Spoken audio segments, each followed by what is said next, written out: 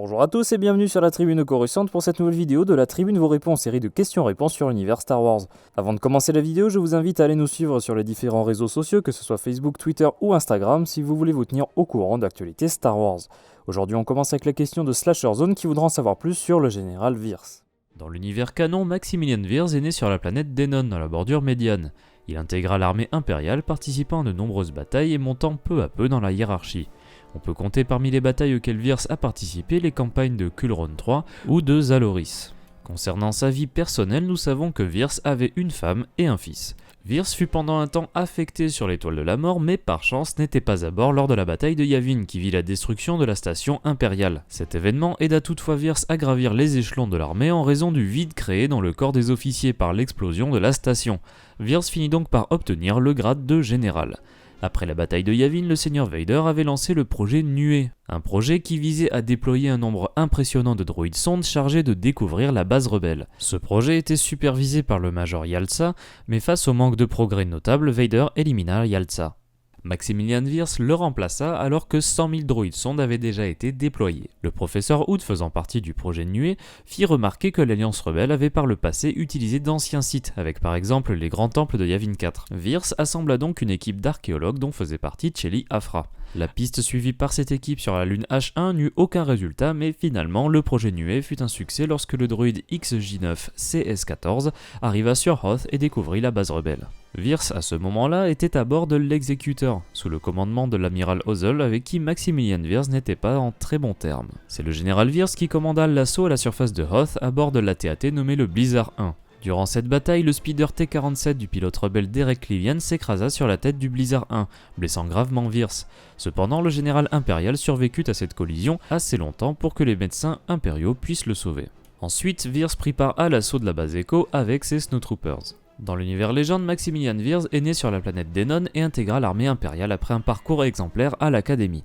Wirth avait une préférence pour les AT-AT, des mastodontes introduits par la République lors de la guerre des clones. Wirth s'était marié et avait eu un fils nommé Zevulon. Alors que son fils était encore jeune, la femme de Maximilian Wirth mourut d'une maladie rare. Wirth fut dévasté par la mort de sa femme et noya son deuil en progressant dans l'armée impériale. Son fils intégra les rangs du groupe subadulte, faisant partie de la commission pour la préservation de l'ordre nouveau, le groupe subadulte étant une brigade paramilitaire pour les jeunes fanatiques de l'Empire. On retrouve Wirth lors de la bataille de Hoth qui vit une victoire impériale et une victoire personnelle pour Wirth, qui mena la force Blizzard au combat, même si son AT-AT fut percuté par le speeder de Derek Livian. Wirth avait miraculeusement survécu, mais les os de ses jambes avaient été totalement brisés, si bien qu'une reconstruction grâce au Bacta était impossible. Wirth refusa de recevoir des implants cybernétiques en guise de prothèse et dut en conséquence utiliser une chaise à répulseur pour tout le reste de sa vie. La victoire impériale sur Hoth était une victoire personnelle pour Wirth, mais qui s'effaça rapidement lorsque son fils Zevulon Wirth disparut du groupe subadulte, Maximilian supposant qu'il avait déserté pour rejoindre l'Alliance rebelle. Après la bataille d'Endor, on retrouve Wirth sous le commandement de l'amiral Sander Delvardos, qui devint l'un des premiers seigneurs de guerre impériaux qui créèrent une multitude de factions impériales dissidentes, des actions critiquées par le général Wirth. Après la défaite de Thrawn lors de la bataille de Bilbringi, 9 ans après Yavin, Wirth avait rejoint les forces de l'empereur ressuscité. Il participa notamment à la bataille de Calamari et de Balmora. C'est durant cette dernière qu'il fut rétrogradé au rang de capitaine par l'exécuteur Cedric Kuel et envoyé dans une mission suicide. Cedric éprouvait de la haine pour Wirth car il avait servi le Seigneur Vader et lui avait survécu. C'est durant cette bataille de Balmora, 10 ans après Yavin, que Maximilian Wirth fut tué. Le destin de Wirth était peu clair pendant quelque temps car la novélisation de l'épisode 5, sorti en 1980, montrait sa mort lors de la bataille de Hoth avec l'explosion de la tête de son marcheur provoquée par la collision avec Derek Livian. Ce passage du roman était inspiré d'une scène présente sur le script du film mais qui ne fut jamais réalisée. Il fut décidé plus tard de l'intégrer dans le comics Dark Empire ou l'Empire des Ténèbres dans lequel on lui donna une mort incontestable. On poursuit avec la question de Théo Lecomte qui voudra en savoir plus sur le premier sabre laser de Darth Vader. Dans l'univers canon, le sabre que l'on peut voir dans la majorité des œuvres qui présentent Darth Vader n'était pas son premier sabre en tant que Seigneur Sith.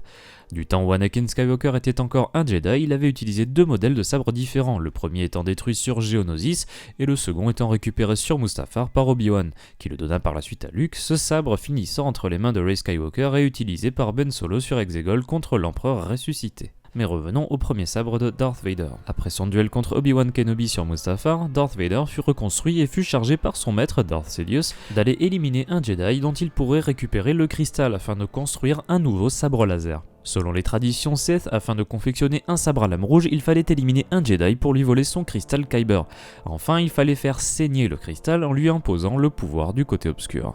Pour le moment dépourvu de sabre laser, Vader fut envoyé sur la lune Aldolim, dans la bordure médiane, sur les traces du Jedi Kirak Infila. Ce dernier avait échappé à l'ordre 66 car il avait pris la décision bien des années auparavant de s'exiler de l'ordre suivant le vœu de Barash. Lors d'un duel dantesque qui testa les limites de Darth Vader tout en détruisant la ville d'Ambalar, le Seigneur Sith parvient non sans mal à vaincre le Jedi, réussissant donc à lui voler son sabre laser. Vader amena le sabre laser d'Infila sur Mustafar, dans une ancienne caverne Sith. Il fit face à une vision de la Force mais parvint à corrompre le cristal, donnant ainsi à l'ancien sabre du Jedi une lame rouge. Le sabre d'Infila avait d'ailleurs un design assez particulier, avec un manche incurvé, des parties noires, argentées et dorées. Vader garda ce sabre pendant un certain moment, notamment lors de la traque de Jocasta Nu, peu de temps après la création de l'Empire Galactique. Ce n'est que lors d'une tentative d'assassinat contre Vader sur la planète Cabaria dans les colonies que le sabre fut détruit. Les chasseurs de primes engagés pour éliminer Vader avaient utilisé un canon tracteur pour le priver de son sabre laser. Vader tenta de retenir le sabre avec la force, mais le sabre finit par se briser. Tout en échappant à la tentative d'assassinat, Vader récupéra le cristal rouge qu'il avait corrompu sur Mustafar. Lors du voyage retour vers Coruscant, Vader construisit un nouveau sabre laser en y ajoutant le cristal volé à Infila. Ce nouveau sabre laser ressemblait d'ailleurs beaucoup à son tout premier sabre qu'il avait construit alors qu'il était encore un Jedi, et qui fut détruit dans les usines de droïdes de Geonosis quelques instants avant le début de la guerre des clones. Vader arriva sur Coruscant et présenta son nouveau sabre laser à son maître, Sidious remarquant qu'il lui conviendrait bien mieux que la garde d'Infila.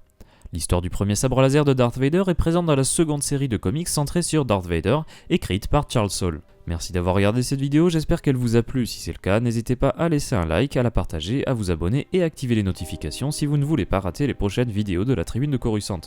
Vous pouvez nous poser vos questions sur les réseaux sociaux, que ce soit Facebook, Twitter ou Instagram, ou dans les commentaires de la vidéo. A bientôt et que la force soit avec vous.